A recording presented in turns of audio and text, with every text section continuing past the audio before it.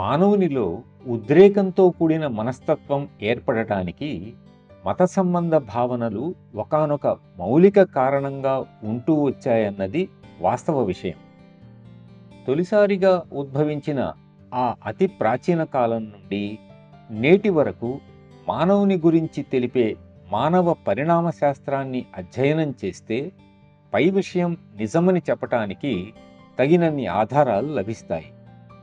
జాతికి జాతికి ఆయా కాలాలను అనుసరించి మత ఉద్రేకాలు వేర్వేరుగా ఉంటాయనేది నిజమే అయినా, ఈ విశ్వ నిర్మాణానికి విశ్వావిర్భావానికి కారణాలేమిటి, దానిలో మానవుని పాత్ర ఏమిటి అనే ప్రశ్నలకు సమాధానాలు వెతకాలన్న మానవుని ఆకాంక్ష విషయంలో మాత్రం భిన్నాభిప్రాయాలు లేవు.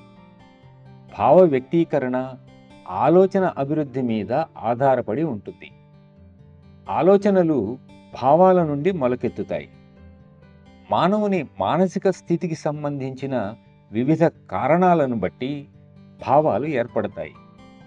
ఇవి పరిసర విజ్ఞానపరమైన, సాంఘికపరమైన, మానసికపరమైన మొదలైన వివిధ కారణాలకు అనుగుణంగా ఏర్పడతాయి.